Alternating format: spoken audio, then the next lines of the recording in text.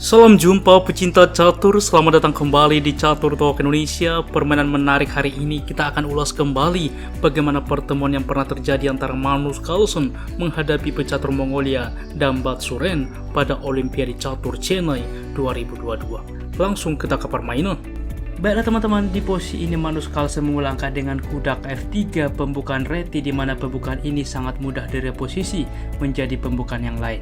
Kuda ke F6, pion ke C4 sehingga ia memilih pembukaan Inggris, E6, D4, pion ke D5, kuda ke C3, lalu gajah ke B4 sehingga kita melihat teman-teman dengan adanya juga gajah ke B4 bertransformasi menjadi Ragozin defense pada gambit menteri ditolak.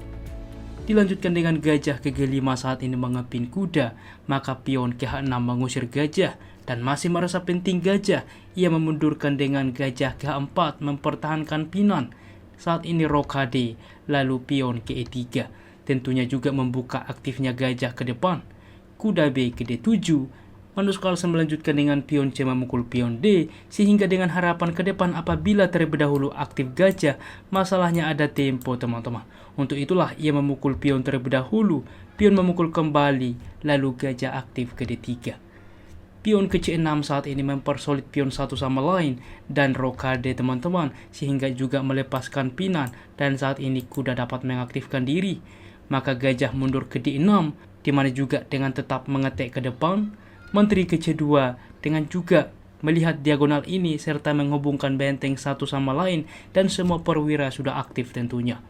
Benteng ke E8 dari hitam, benteng ke E1, gajah ke E7, di mana juga mencoba menukarkan gajah ke depan dan gajah ke G3. Dan bagaimana hitam melanjutkan permainan saat ini kuda ke F8 dengan ide mencoba juga ke depan bermanuver ke petak yang lebih aktif juga dengan tujuan yang sama membuka aktifnya gajah. Sebelumnya cukup logis teman-teman. Mungkin ada yang bertanya mengapa bang tidak ditekan gajah ini dengan kuda ke H5 misalkan. Masalahnya inilah pancingan teman-teman. Coba, ini adalah sebuah tantangan Anda pause video ini, apa kira-kira opsi terbaik dari putih di dalam posisi seperti ini. Bagaimana teman-teman? Selamat bagi Anda yang bisa menemukan, yaitu dengan kuda memukul pion pusat. Dan ini sangat powerful. Karena apa? Apabila diterima kuda ini, masalahnya gajah langsung ke C7, menteri terjebak. Sangat luar biasa teman-teman. Dan di dalam posisi ini apabila diketahui dengan kuda terlebih dahulu memukul gajah, masalahnya kuda memukul gajah tempo skak, menteri menerima, pion menerima, sehingga kita lihat teman-teman bahwa di sini putih memiliki pion pusat yang cukup penting ke depan, dan inilah yang memberikan signifikan bahwa putih lebih baik. Untuk itulah teman-teman, kita kembali ke partai aslinya. Di dalam posisi ini dipilih dengan kuda ke F8, maka dilanjutkan H3 saat ini tentunya mengontrol petak penting G4, pion ke B6 mencoba mengaktifkan gajah tentunya, maka saat ini langkah inisiasi dari Magnus Carlsen cukup penting, yaitu dengan E4 teman-teman. Mulai membongkar, diterima oleh hitam, kuda menerima kembali, lalu gajah ke B7. Dilanjutkan dengan kuda ke E5 menempatkan di sentral, dan saat ini bagaimana hitam untuk merespon langkah ini. Kuda ke E6 dimainkan. Terlihat juga setelah langkah kuda ini mengorbankan pion, bagaimana jika diterima oleh menteri. Masalahnya ialah dengan gajah ke C4. Kita lihat teman-teman, menekan pion. Di sini juga kuda di pusat cukup baik, benteng dapat aktif ke depan. Jelas posisi putih sangat fleksibel dan cukup nyaman untuk dimainkan. Oleh karena itulah teman-teman, kita kembali di sini kuda ke E6, maka saat ini terlebih dahulu Magnus Carlsen kuda memukul kuda skak, di mana juga membongkar teman-teman, menyediakan juga pertahanan terhadap petak H7 sehingga gajah memukul kuda, maka gajah langsung ke H7 skak. Lihat, apabila salah melangkah, maka ada forkingan ke depan, menteri akan hilang sehingga raja ke F8, benteng ke D1. Kita melihat teman-teman bagaimana penempatan perwira satu sama lain, alur yang coba dimainkan oleh Magnus Carlsen merupakan sebuah hal yang luar biasa. Dan hitam melanjutkan saat ini dengan gajah memukul kuda teman-teman. Mengapa? Terlihat bagaimana bang jika dicoba menjebak gajah misalkan dengan pion ke G6. Masalahnya ini blunder karena putih punya langkah spektakuler dengan kuda memukul pion teman-teman. Mengancam menteri, raja menerima, membawa menteri memukul pion skak. Lihat, Raja ke-7 langkah paksaan mematikan, yaitu dengan benteng memukul kuda skak. Raja menerima benteng ke-1 skak, Raja ke-7 Menteri ke-4 skak. Lihat, tiada pilihan kecuali benteng menutup, dimakan saja benteng ini, dan ini pun skakmat.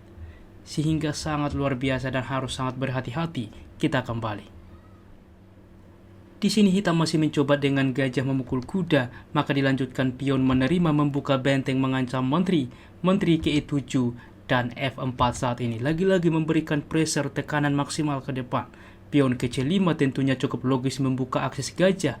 F5 saat ini mengusir kuda ke D4 mengancam menteri ke F2, lalu menteri ke D7, di mana juga menekan pion ke depan. Dan saat ini kita lihat teman-teman bagaimana juga kuda ini sedang dipin, gajah juga disupport, sehingga saat ini diputuskan dengan langkah lagi-lagi inisiatif teman-teman, E6.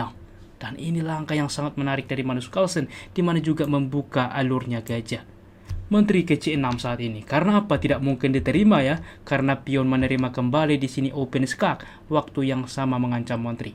Untuk itulah teman-teman, di dalam posisi menteri ke C6 mencoba ke depan ancaman skakmat apabila menteri meninggalkan diri. Di sini tentunya gajah ke E5.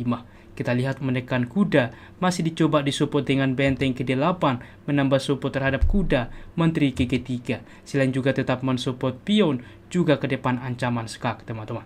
Dan sekarang yang jadi pertanyaan besar, bagaimana hitam melanjutkan permainan? Terlihat putus asa tentunya, tetapi masih dicoba sebuah taktik dari hitam, yaitu dengan kuda ke E2 skak. Memforking teman-teman, dengan harapan juga tentunya mendapatkan benteng.